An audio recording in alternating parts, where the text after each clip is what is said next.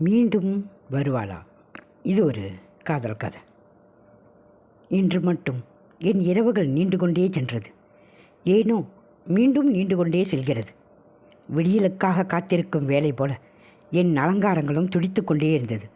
என்னை எப்படியாவது எழுப்பிவிட வேண்டும் என்று. அதற்கு தெரியாது நான் தூங்கவே இல்லை என்பது. உண்மையில் அதற்கு தெரியாது. என் இரவுகள் எல்லாம் ஸ்லோ மிஷினில் நகர்ந்து கொண்டிருக்கிறது. தினமும் அந்த செல்போனில் அவளுடன் பேசிக்கொண்டே இருப்பேன். காதலும் ஊடலுமாய் பல இரவுகள் கழிந்து போனது. பாவம், அந்த மொபைல் ஃபோனும் எங்களோடு காதல் பயணத்திலிருந்து மீண்டும் மீண்டும் அதற்கு தொந்தரவு கொடுத்த வண்ணமே நாங்கள் இந்த 2 வருடங்களில் கழித்து வந்தோம்.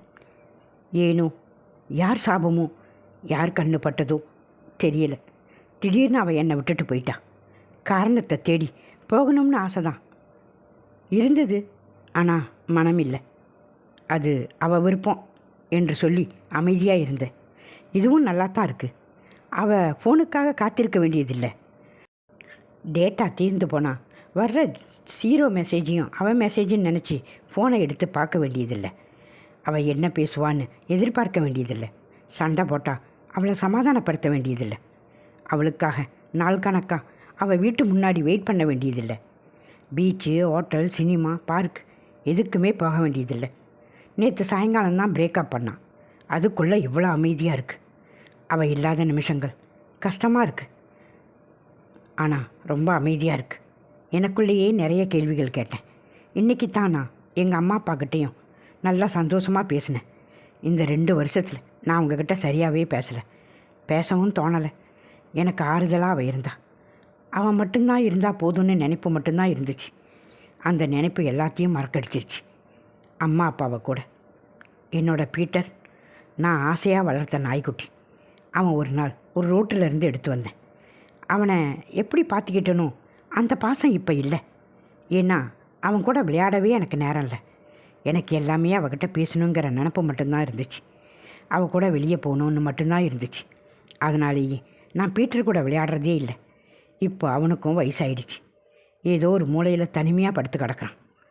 எனக்கு அப்போ தான் புரிஞ்சது, 2 வருஷத்துக்கு முன்னாடி அவனை நான் நடு ரோட்டில் இருந்து எடுத்துகிட்டு வர்றப்ப அவன் பாசம் கிடச்சிருக்குன்னு சொல்லி தான் என்னை நம்பி வந்திருப்பான்.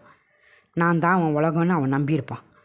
டெய்லியும் அவன் கூட நான் விளையாடுவேன், அவனுக்காக சாப்பாடு வைப்பேன், என் கூட வெளியே கூட்டிக்கிட்டு போவேன் அப்படின்னு அவன் நினச்சிருப்பான்.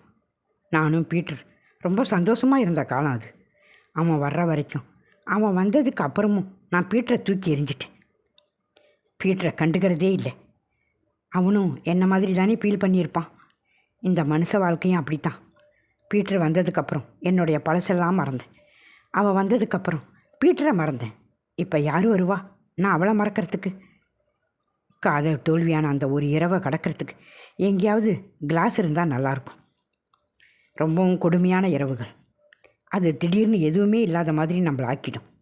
அவள் சிரிப்பு சத்தம் எங்கேயுமே கேட்டுக்கிட்டே இருக்கு. ஏன் படத்தில் காட்டுற மாதிரி அவன் உருவம் எல்லா பக்கமும் தெரியுது. இளையராஜா உங்களுக்கு பிடிக்குமா? இளையராஜா மட்டும்தான் ரொம்ப பிடிக்கும்.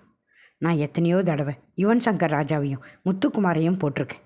ஆனால் இன்றைக்கி அவங்களோட பாடல்கள் என்ன வேறொரு உலகத்துக்கு கூட்டிக்கிட்டு போச்சு.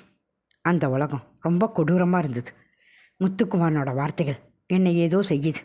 முக்கியமாக கற்றது தமிழ் பறவையே எங்கே இருக்கிறாய் என்னை மறுபடியும் அந்த பாட்டு கேட்க வச்சுது. மாநாடு படத்தில் வர்ற சிம்பு மாதிரி அந்த ஒரு பாட்டிலேயே நான் ட்ராவல் பண்ணிக்கிட்டு இருந்தேன். பறவையே எங்கே இருக்கிறாய்? சில தொலைந்து போன பறவைகளை தேடுவதும் அந்த பறவைகளின் நினைவுகளில் அப்படியே மூழ்கி கிடப்பதும் ஒரு அலாதி சுகந்தான். இருந்தோம். திடீர்னு தோணுச்சு, புதுசாக பிறந்த குழந்தைய குப்பைத்தொட்டியில் தூக்கி போடுற மாதிரி அந்த வானம் தான் பெத்த குழந்தைகளை அந்த வானத்தில் அவ்வளோ தூரத்தில் இருந்து கீழே தூக்கி போடுது.